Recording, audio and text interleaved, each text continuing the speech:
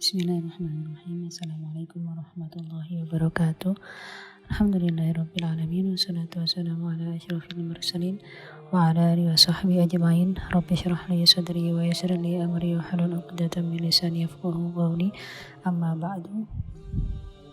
Bagaimana kabarnya sahabat pendengar semua? Mudah-mudahan selalu sehat dan lancar puasanya. Sahabat, bulan Ramadan adalah momen yang tepat bagi kita semua untuk upgrade kualitas ibadah dan amal soleh kita. Tidak lupa juga kita biasakan untuk berperilaku dengan akhlakul karimah saat berinteraksi dengan orang lain. Oleh karena itu, kesempatan kali ini saya ingin sharing nih dengan sahabat pendengar semua tentang pentingnya soleh dalam bermedia sosial. Zaman sekarang siapa sih yang gak tahu media sosial? Beberapa tahun terakhir media sosial seakan menjadi dunia yang kedua buat manusia. Bahkan tidak sedikit ya orang yang lebih banyak menghabiskan waktunya di dunia maya ini, di media sosial mereka ketimbang di dunia nyata.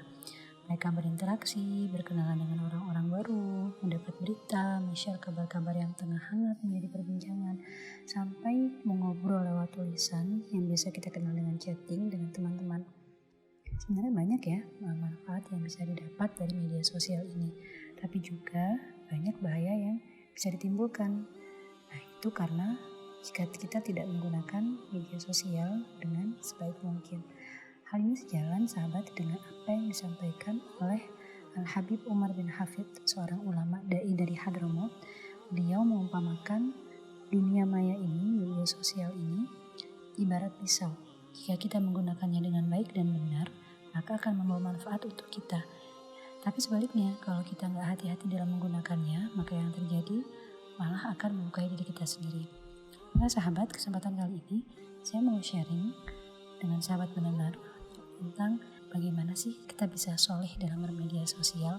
Tentunya ada adab-adab atau tata krama, etika yang perlu kita perhatikan saat kita berinteraksi dengan orang lain di media sosial. Mungkin ada ya sebagian yang berpendapat, ya udah kalau nggak seneng ya nggak usah follow akun saya gitu ya. Tapi menurut saya kita perlu juga untuk mengetahui, mengedepankan adab-adab itu, walaupun misalnya akun ini akun gue ya, gue lo gitu misalnya. Tapi kita perlu untuk beradab karena apa? Supaya kita lebih bijak dan hati-hati. Sebagaimana yang sampaikan di atas ya, media sosial ini sudah layaknya dunia kedua kita. Kalau di dunia nyata kita bisa menjadi sosok yang baik, tapi di media sosial banyak menebar kebencian sampai mempengaruhi teman-teman yang lain. Bukankah itu akan menjadi bumerang juga buat kita ya? Maka dari itu penting sekali bagi kita untuk beradab dan bijak dalam menggunakan media sosial. Beberapa adabnya nih ya saya sharing sekarang. Pertama, kita perlu bijak memilih teman. Dalam beberapa media sosial, kita bisa memilih siapa yang menjadi teman kita. Bisa kita yang follow akun orang lain atau menerima permintaan pertemanan dari ACC orang lain.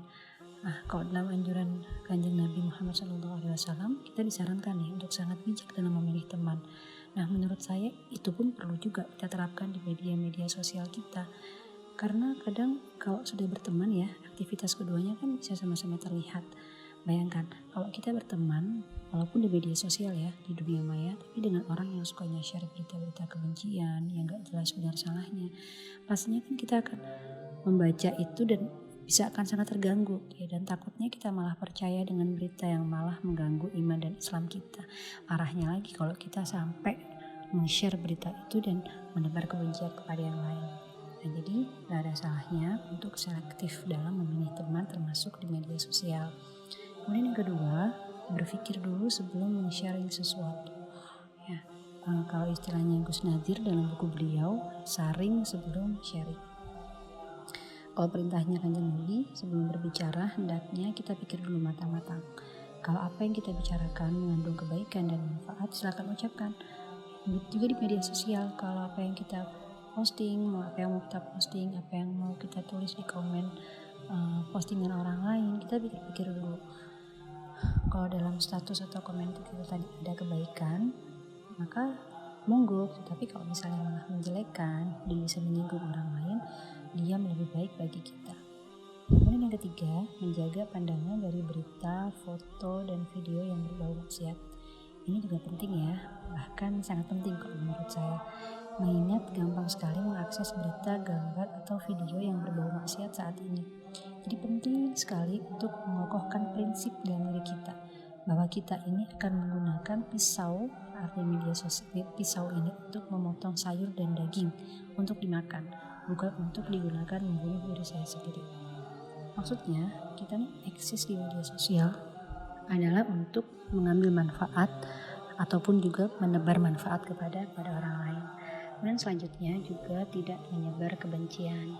Ya, sebagaimana di dunia nyata kita nggak suka membenci atau dibenci orang lain, nah di dunia maya pun usahakan untuk tidak juga menyebar kebencian. Entah itu membuat status yang menyinggung orang lain, sharing berita-berita yang terkesan memojokkan dan menjelekkan seseorang atau satu kelompok. Lagi-lagi pikirkan baik-baik sebelum update status atau berbagi sesuatu. Kalau banyak maslahatnya, valid infonya, terpercaya sumbernya, silahkan. Selanjutnya, jangan gampang suudzon dengan orang lain. Ini kalau bahasa kerennya sekarang, jangan gampang nyinyiran. Ya, sebagaimana kita di kehidupan nyata nggak suka dinyinyirin orang lain atau dinilai yang enggak. Nah, di media sosial pun juga begitu. Jadi ambil positifnya aja. Toh masalah hati itu urusan Allah. Allah yang lebih tahu. Jadi alangkah baiknya kita terus husnudzon dengan siapapun, termasuk di media sosial. Kemudian yang terakhir, jangan lupa jadikan media sosial adalah wasilah menebar manfaat. Ya, kalau kata kanjeng Nabi, sebaik-baiknya manusia adalah yang memberi manfaat kepada bersamanya. Khairun nas anfa'uhum linnas. Jadi mari gunakan prinsip ini juga dalam bermedia sosial, menyebar kebahagiaan, sharing info-info yang bermanfaat, berbagi hal-hal positif, dan menjadi inspirasi bagi yang lain. Baik sahabat semua, cukup sekian sharing saya kali ini, mudah-mudahan bermanfaat ya. Assalamualaikum warahmatullahi wabarakatuh.